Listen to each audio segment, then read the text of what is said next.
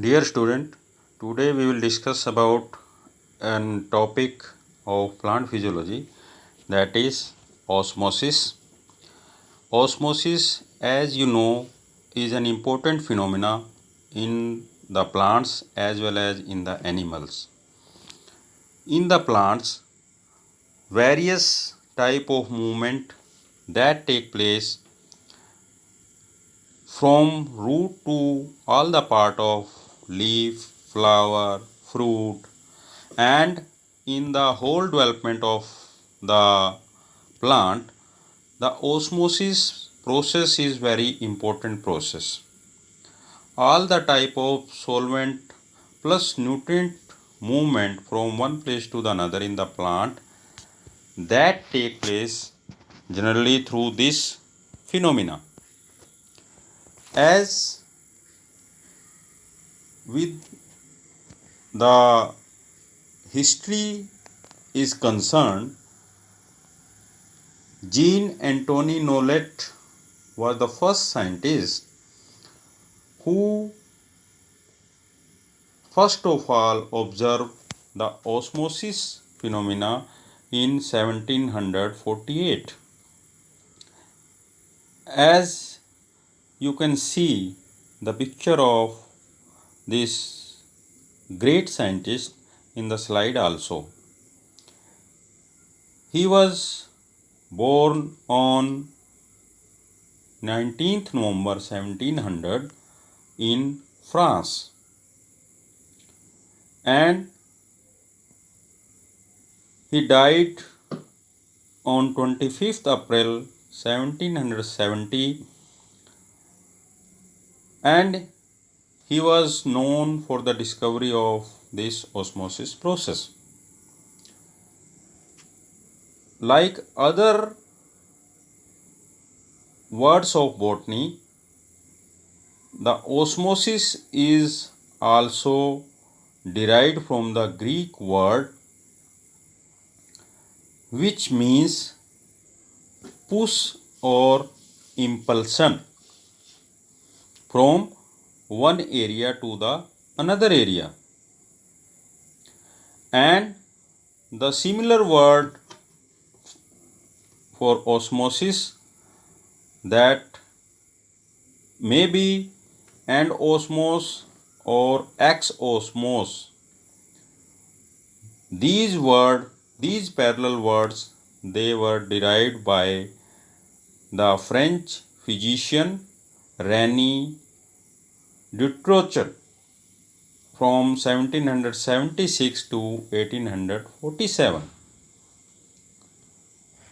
As the definition of osmosis is concerned, osmosis is a net diffusion of water molecule from a dilute solution to the concentrated solution when the two are separated by means of semi-permeable membrane.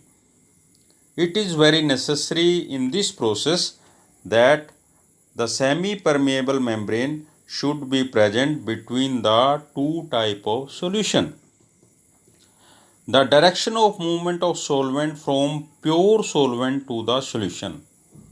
So student, you should have attention about the movement of solvent from pure solvent to the solution. प्योर solvent हम ये मान सकते हैं कि जैसे हमारे पास कोई डिस्टिल्ड वाटर है या प्योर वाटर है जिसमें किसी भी टाइप का सोल्यूट डिज़ोल्व नहीं है, उस टाइप के वाटर को हम एक प्योर सोलवेंट मान सकते हैं. दूसरे बहुत सारे और भी सोलवेंट हो सकते हैं. जो हम केमिस्ट्री में जैसे हमें पता है कि बहुत सारे सोलवेंट हैं जो एक सोलवेंट का फंक्शन करते हैं, वो भी सोलवेंट का तौर पे काम कर सकते हैं. लेकिन प्लांट्स की जहाँ तक बात आती है उसमें वाटर जो है मेन इम्पोर्टेंट सोलवेंट है, और अगर उसमें सोल्यूट डिज़ोल्व नहीं है then it is a pure solvent, और जैसे जैसे हम उसमें सोल्यूट डिज़ोल्व करेंगे then it become a solution. और उसकी जो प्योरिटी है वो धीरे धीरे डिक्रीज होती चली जाएगी। When the two solutions having different osmotic concentrations are separated by means of semi-permeable membrane, the molecules of solvent or water move from region of higher concentration to the region of higher diffusion pressure या higher chemical potential to the region of its lower diffusion pressure या lower chemical potential. जो ऊपर वाली definition है जो अभी हमने की है, उस डेफिनेशन को हम इस तरीके से भी रिप्रेजेंट कर सकते हैं कि जो प्योर वाटर है that has higher chemical potential, और उसका जो डिफ्यूजन प्रेशर है किसी भी प्योर सॉल्वेंट का, किसी भी प्योर चीज़ का, वो ज़्यादा होगा, और दूसरी चीज़ का जो डिफ्यूजन प्रेशर है, सॉल्यूशन का डिफ्यूजन प्रेशर है, वो कम होगा। प्योर वाटर का इसी तरीके से हम कह सकते हैं कि केमिकल पोटेंशियल ज़्यादा होगा और जो सॉल्यूशन है उसका केमिकल पोटेंशियल कम होगा। तो इसमें इस डेफिनेशन में हमारे पास तीन चीज़ें हम इसमें देख रहे हैं। ऊपर वाली डेफिनेशन में हमने देखा कि movement of solvent that from pure to the solution, direction of movement from pure area to the solution area of the cell. And दूसरी में हम ये देख रहे हैं कि जो फ्री एनर्जी है और केमिकल पोटेंशियल है उसके बारे में बात की गई है, डिफ्यूजन प्रेशर के बारे में बात की गई है। तो प्योर वाटर का ये हमने याद रखना है कि प्योर वाटर की जो तीन चीज़ें हैं, diffusion pressure, free energy, chemical potential, ये ज़्यादा होता है। और जो वाटर सॉल्यूशन फॉर्म में है, सेल के अंदर है, जो सॉल्यूशन जिसमें कोई सोल्यूट डिज़ोल्व है, उसकी फ्री एनर्जी, उसका डिफ्यूजन प्रेशर, उसका केमिकल पोटेंशियल वो कम होगा। और जो मूवमेंट है मॉलिक्यूल्स का या सॉल्वेंट का वो from higher diffusion pressure to the lower diffusion pressure होगा। नेक्स्ट में we can see the features related with the osmosis. Osmosis के बारे में हम ये कह सकते हैं कि it is a vital process in all biological areas, in all biological system, and in this the biological membrane is semi permeable. तो स्टूडेंट, हमें ये पता है कि तीन तरह की परमिएबिलिटी, जनरली तीन तरह की प्रोसेसेस है। वन इज़ परमिएबल, जिसमें दोनों चीज़ें solvent as well as solute को जो अलाउ करेगी from one area to the another area to pass, ऐसी मेम्ब्रेन को हम परमिएबल मेम्ब्रेन कहते हैं। दूसरी मेम्ब्रेन हो सकती है इम्परमिएबल, जिसमें जो सोल्यूट है या सॉल्वेंट है that are not able to pass from one area to the another area. And the third membrane is semi-permeable membrane, in which thus only selective molecules they are able to cross from one area to the another area। तो हमारी जितनी biological membrane है, जितनी cell के चारों तरफ membranes हैं, चाहे वो प्लांट्स हैं चाहे वो एनिमल्स हैं, वो सेमी परमिएबल हैं, वो डिफरेंशियली परमिएबल हैं। हर एक सेल के ऑल अराउंड हमें ये पता है कि देयर आर ए मेम्ब्रेन, और वो जो मेम्ब्रेन है, वो जो प्लाज्मा मेम्ब्रेन है that is semi permeable in nature. और प्लांट्स के केस में उस मेम्ब्रेन के ऊपर सेल वॉल भी होती है, थिक सेल वॉल से कवर्ड होगा प्लांट सेल, और एनिमल सेल में थिक सेल वॉल एब्सेंट होगी। तो बायोलॉजिकल मेम्ब्रेन जो हैं वो they are semi permeable in nature, ये हमेशा याद रखना है। These membrane are impermeable to large and polar molecules. जो बड़े बिग मोलिक्यूल्स हैं, सोल्यूट मोलिक्यूल्स हैं या पोलर मोलिक्यूल्स हैं, उनके लिए ये membrane biological membrane that is impermeable. तो तभी अंदर वाली जो बड़े मोलिक्यूल्स हैं जैसे आयंस हैं, प्रोटीन्स हैं, पॉलीसैकेराइड्स हैं, वो जनरली सेल के अंदर ही रहते हैं, वो बाहर नहीं आएंगे, इंटरसेलुलर स्पेस में नहीं आएंगे, because the membrane is differentially और सेमी परमेबल इन नेचर या selectively permeable in nature. Another feature of this osmosis is that permeable to non-polar and hydrophobic molecule like lipid as well as to small molecules like oxygen, carbon dioxide, nitrogen, nitric oxide.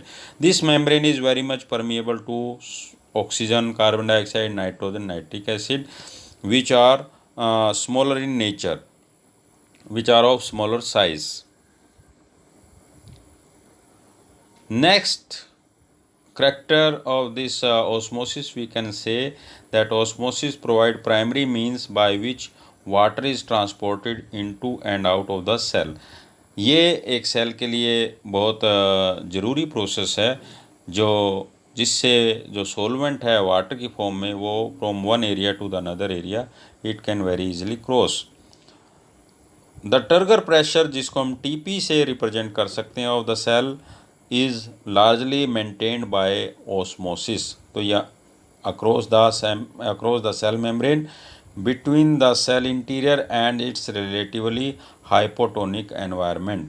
तो बाहर के environment में और cell के अंदर के environment में जो टर्गर प्रेशर की मेंटेनेंस है that is also done by this process. Turgor pressure वो प्रेशर है जो सेल के अंदर टर्जिडिटी मेंटेन करता है।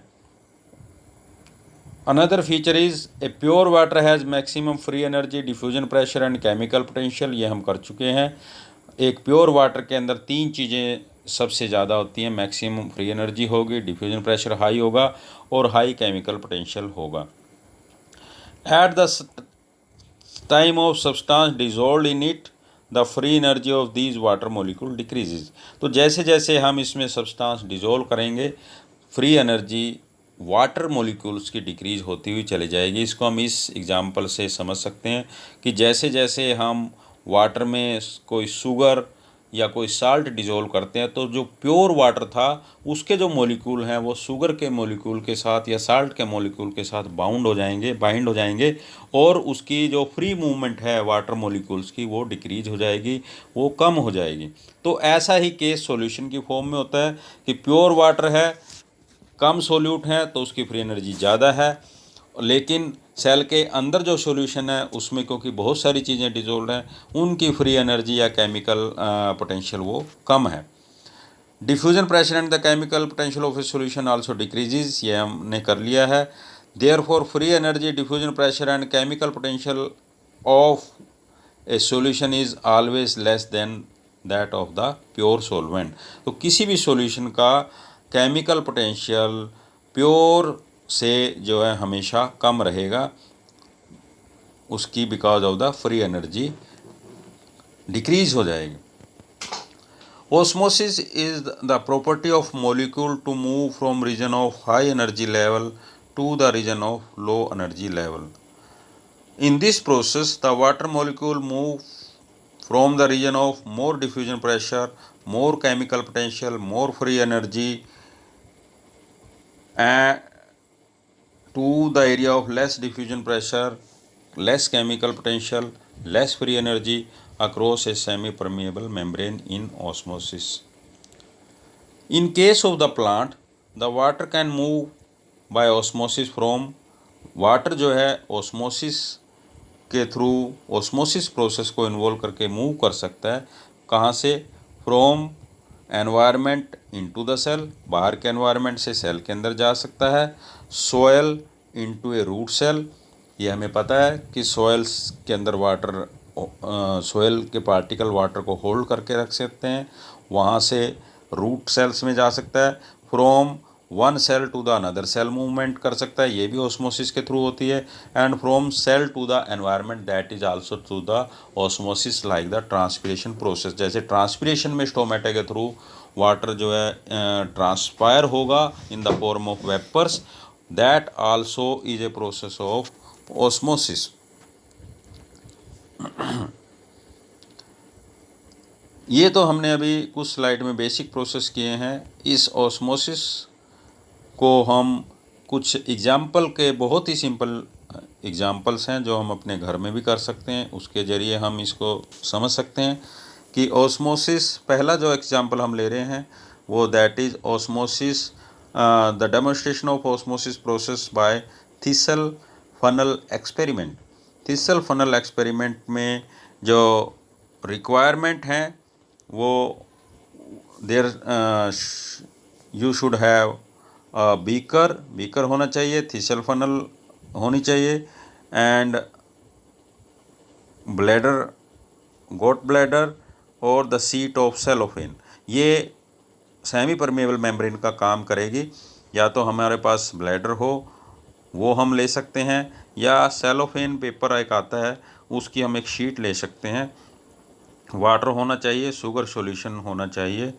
तो ये जो थिसल फनल है, जो नीचे एक बल्ब सा दिख रहा है और ऊपर एक ट्यूब दिख रही है, नीचे से ये ओपनड है, खुली हुई है, इसको हम थिसल फनल बोलते हैं।